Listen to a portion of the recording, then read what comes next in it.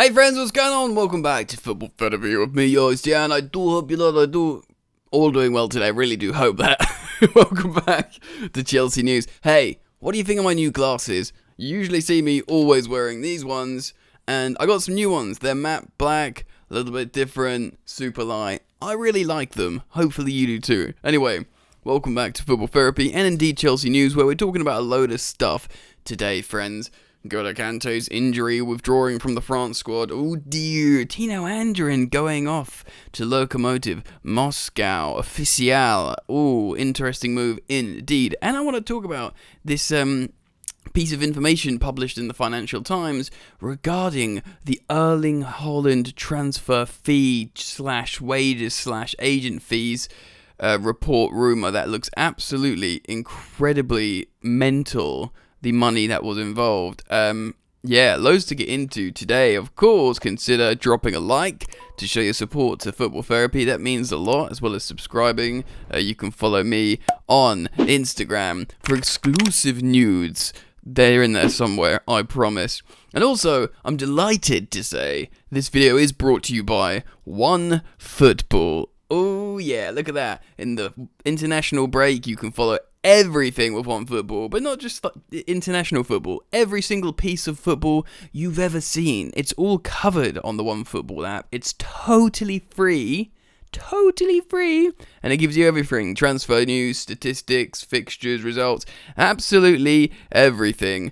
You can achieve that all for free, dear sweet viewer, simply by clicking the link in the description, and of course it helps the channel out, so do consider going to check out OneFootball for totally free now by clicking the link. Alright then, let's start off with a bit of Tino Anjorin. Of course, made his move to Lokomotiv Moscow. A very peculiar move. Someone commented on a previous video about this. I'm not entirely sure if it's true, if Roman Abramovich has ties to Lokomotiv. Maybe he does, and maybe that's why he was keen to help them out by sending what is a very bright talent, a really, really, really good player in Tino Anjorin, who seemingly everyone rates, including Thomas Tuchel, over to Russia. Let's have a little look what the Chelsea website is saying. Tino Anjorin, the 19-year-old attacking midfielder who made 3 men's first-team appearances last season, and bearing in mind, 2 seasons before that he made his debut, so he's been around the first team for a while. Last season, is embarking on his first loan with Lokomotiv Moscow, his destination. Interesting. The academy product who played a starring role in the Premier League 2 title-winning season and has represented England's up to under-19 level. Anjorin made his senior career during the 1920 season. That's right, in the big Carabao Cup win over Grimsby. I remember it well. I was at Stamford Bridge. The Grimsby fans were well up for that. It was a really good, fun atmosphere, actually. That followed up with the first Premier League appearance later that campaign as a substitute against Everton in the final game. Oh yeah, so the 5-0 win against Ancelotti's Everton under Frank Lampard. He was able to bring the likes of Anjorin on late. He was rewarded that summer with a 5-year contract and played a part in last season's Champions League success, starting a group stage game, which is actually pretty big. He was probably just turned 18 or something, against another Russian side, Krasnodar, as well as playing 2 games in the FA Cup run to the final. He became a regular in the Thomas Tuchel squad. That's an important thing. So he's been training with the squad a lot, and Thomas Tuchel clearly rates him. Anjorin played the recent Mind Series game against Tottenham, and afterwards Tuchel spoke positively about him and explained how the youngster's pre-season had been infected by the virus. He will now continue his development in the Russian Super League, a club who finished 3rd in the competition last season. In the month's Europa League draw, Lokomotiv Moscow were grouped with Marseille, Lazio and Galatasaray. This is interesting, right? Because what this isn't saying, and what we are led to believe previously, is this is a loan with an option to buy in January for £17 million, and then Chelsea have a buyback clause for it's like £35 million, like more than twice as much. this obviously hasn't been stated in the Chelsea news story here on the Chelsea website, but if that's true, that to me sounds like not a very good deal. You're giving away a super good talent with the option to buy him back for 35 million, and it's not like he'll be playing for like an RB Leipzig or like a quite a high profile top 5 European league club. He'll be playing in the Russian Premier League, so you'll be paying 35 million for a Russian Premier League player that you already owned anyway. It's very peculiar. I think there is something going on in the background, whether it's driven by Roman Abramovich or indeed, of course, Thomas Tuchel's connections to Ralf Rangnick, who is like a head of football or something for Moscow. So like, something's going on there. I mean, I think it's okay for Tino. I reckon he's probably getting paid good money to do it, and obviously it's an experience. Regardless, it will be a growing experience. But honestly, for me personally, I'm not overly excited about that. We'll have to see how it goes. Hopefully he does well. I mean, best of luck to the boy regardless, because he's a good player. Let's talk about N'Golo Kante. Here's the express.co.uk, the Daily Express. Of course, N'Golo Kante is pulled out of the France squad after raising a few eyebrows of initially getting called up because he was injured. Chelsea boss Thomas Tuchel proved right after N'Golo Kante injury blow. Chelsea midfielder N'Golo Kante has battled a persistent ankle injury so far this season. Chelsea manager Thomas Tuchel has been proved right in his pursuit of a midfielder this summer. N'Golo Kante withdrawing from the French squad on Wednesday due to a recurring ankle problem. The Blues pulled off the signing of Saul Niguez from Atletico Madrid on deadline day, although some felt as Chelsea were already well stocked for midfielders. I'm not sure who felt that. I think everyone felt we needed more midfielders. The Queen demands first signed Ronaldo Man United shirt. I'm not gonna buy it. Kante went down during Chelsea's 1-1 draw. Yeah, he got a pretty gnarly tackle, his ankle bent.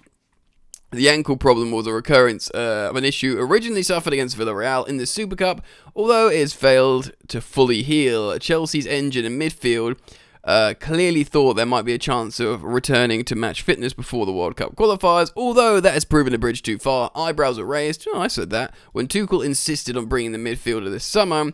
No eyebrows were raised. We need, even with fully fit Kante, you need 4 players going into 2. Surely everybody knows that. Yeah, I just realised I want to flip my webcam. Let's just do that quickly.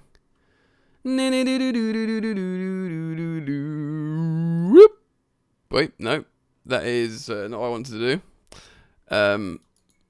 Sorry guys. Why can't I do this? Here we go. I can't do it when I'm recording. Well, yeah, I can.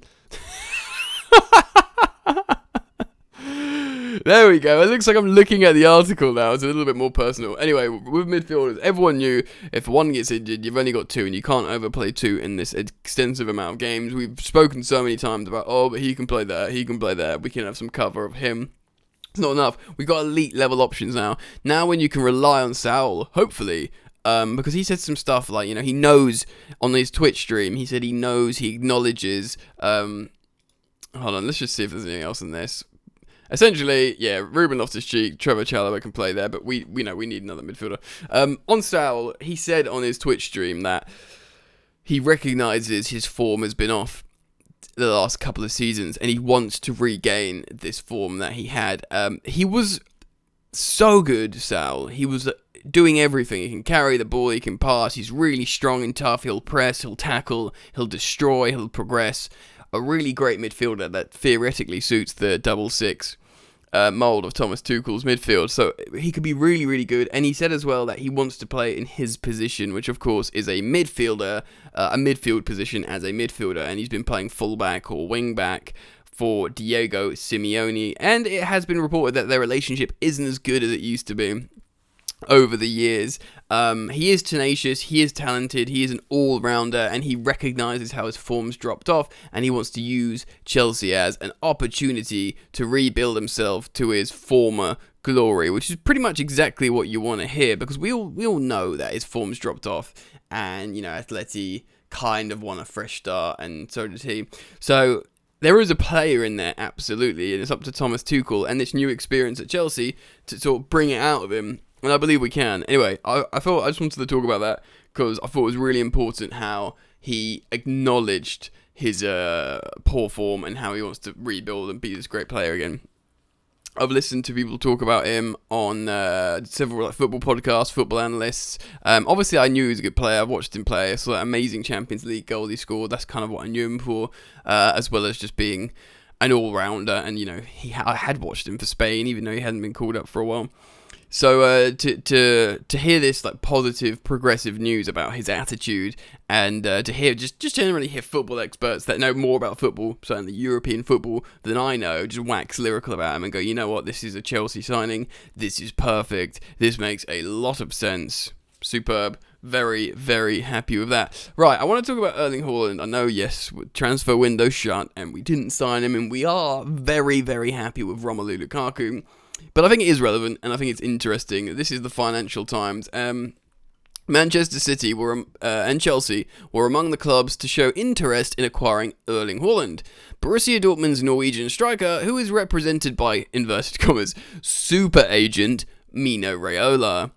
They backed off after being told that Haaland, considered among the top prospects in European football, would cost 500 million, $500 million